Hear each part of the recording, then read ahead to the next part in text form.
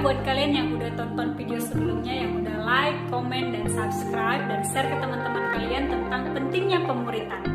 Dan hari ini kita akan belajar tentang bagaimana Allah mengasihi kita.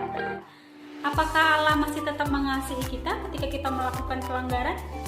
Mari kita saksikan video yang berikut ini yang akan menolong kita menjadi murid yang sejati. Halo teman-teman, kali ini saya akan menyampaikan sebuah pesan dari Tuhan yang berjudul Engkau Dikasihi. Firman Tuhan dalam Roma 5 ayat 8 berkata, akan tetapi Allah menunjukkan kasih-Nya kepada kita oleh karena Kristus telah mati bagi kita ketika kita masih berdosa. Teman-teman sadarilah bahwasannya Allah mengasihi kita ketika kita masih berdosa. Artinya apa? Artinya ketika kita telah menerima Kristus tetapi masih mengulangi kebiasaan yang sama berulang-ulang kali, ketahuilah bahwa Allah tidak mengubah hatinya untuk mengasihi teman-teman sekalian. Allah orang Kristen bukanlah Allah yang menganjurkan kita untuk berpuasa, bersatu dan melakukan kebaikan lalu kemudian Ia mengasihi kita. Tidak pernah. Allah kita adalah Allah yang ketika kita masih berdosa, Ia mengirimkan anaknya untuk mati bagi semua dosa-dosa dan penghukuman kita sekalian. Teman-teman, ada kasih karunia yang tersedia. Mungkin teman-teman masih mengulangi kebiasaan yang lama atau bahkan jauh dari Tuhan. Sadarlah bahwa Tuhan Allah mengasihimu dan Ia merindukanmu. Yang perlu teman-teman lakukan adalah datang kepadanya, memohon kasih karunia-Nya untuk mengubah hidup dan karakter teman-teman sekalian. Tuhan Yesus memberkati.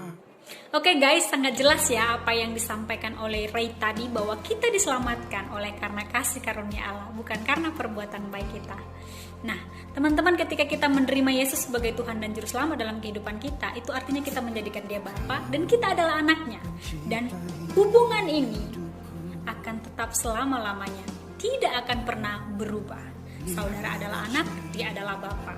Namun apabila kita melakukan sesuatu yang tidak seturut dengan apa yang Bapa perintahkan, itu artinya bukan hubungan kita yang putus, tetapi persekutuan kita yang sedang rusak kepada Tuhan Allah.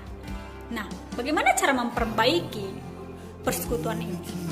Ada satu langkah, yaitu kita melakukan pernapasan rohani. Dalam pernapasan rohani meliputi 3 hal, yaitu kita setuju kepada Allah bahwa dosa adalah dosa.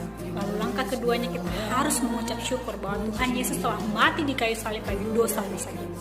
Lalu yang ketiga, harus diikuti oleh pertobatan, yaitu perubahan sikap hati dan perbuatan kita. Kita harus serius melakukan ini, bukan mempermainkan kemerdekaan kita yang Tuhan Yesus telah lakukan. Jadi kalau kita menjadikan Dia Bapa kita, maka kita harus mengikuti apapun yang Bapa lakukan.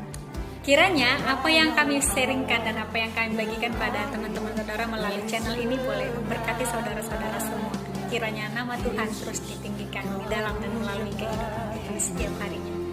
Make disciple, boom! Tuhan Yesus memberkati.